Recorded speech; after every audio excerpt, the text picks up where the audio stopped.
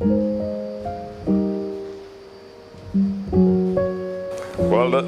this is where I used to cook them right here.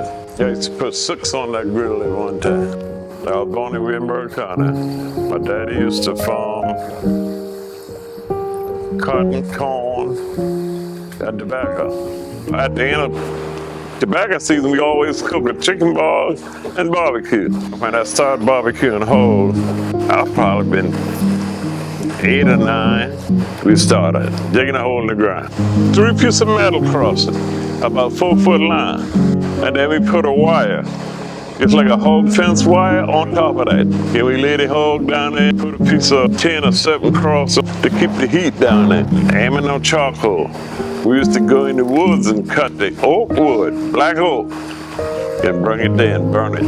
Put it under the hog and cook it. Black oak and hickory turn out the best barbecue.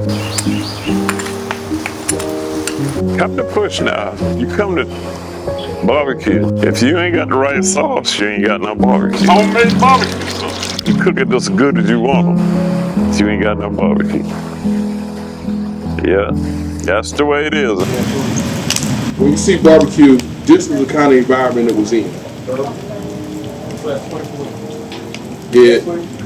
People say I may be a great storyteller. This is where all the storytelling I learned came from. Barbecue culture is a fellowship. It's not just cooking an animal. The community, camaraderie, friendship, brotherhood, sisterhood, storytelling. That's what barbecue is all about. Barbecue is the dish that's most American. It's not apple pie, it's not gumbo, it's not fried chicken, it's not macaroni and cheese, it's barbecue. In the Pee Dee area of South Carolina, which is the upper half of the eastern half of the state, barbecue was pork.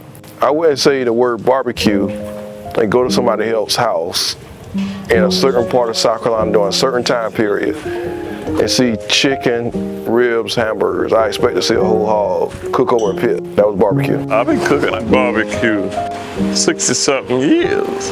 Had a little place in front of my house I'd cook hogs. And so I started cooking. I cook every week. Do hog, ribs, and chicken bar. I put on 7 hogs one Thanksgiving and cook them all one time. Savannah Grove here, people ain't never seen nobody cook 6 or 7 hogs one time for about 2 years. And after I retired, I built this building. And built the front building, then built me a building in the back. This building for me to barbecue hog. I used to be back there myself, me and my son. Yes, sir, that's my pride and joy. Still get my hog from Hemingway. I sell it by the pound. That's a pound. Boom. See, because a 100-pound barbecue at $15 a pound, how much that is? I ain't smart. But after I get my wife back in, it helped me a couple of times, and she find out how much I was making, and that's when I hit the sand.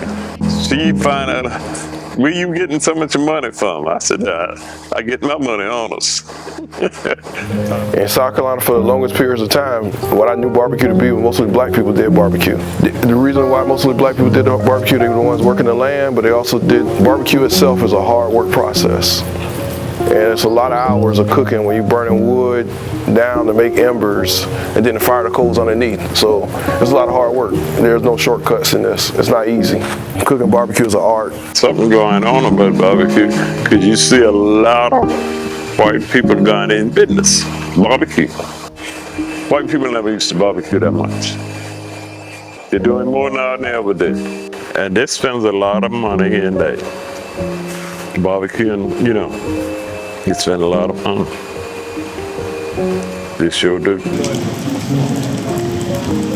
Right now I'm doing something called the Roots of Barbecue, but really it's more important than just the Roots of Barbecue. It's just more preserving and documenting barbecue culture, particularly the contributions that African Americans made to this tradition in the United States. My goal is just really to make sure that people who contribute significantly to American barbecue, black people in particular, get their due credit. I don't want them to be written out of the equation for a craft that they created in a multi-billion-dollar industry. A lot of people don't get to see that side of the industry. The people who I learned how to cook barbecue didn't realize there was that much money in barbecue floating around. Floating. Every year. If you cook good barbecue, You ain't got to worry about it. I had a fella come in here from New York Monday. He want 10-pound barbecue. And it happened like that always. Yeah, fella come New York, Florida, everywhere they want barbecue. They said the barbecue is pretty good. It's the best they say, but you know, I ain't gonna brag on myself. You know, it make you feel good, man. That's right. Having skin? That's the first thing they call for, skin. Because everybody wants a little piece. I tried to give everybody a little piece on a sandwich. Chicken ball, chicken neck bone, and pig teeth. All the works in it. I bought this whole funnel, paid for it. Business just keep picking up, and that's all I do. Just sit back here and barbecue hog, and Monday, Tuesday, and Wednesday, stay around home and clean the front of the house. But I enjoy doing this, and this where I'm gonna retire at, I guess. Because I ain't gonna never retire, I'm gonna be working here all my life. I enjoy it too. Don't have nothing else to do. That's right.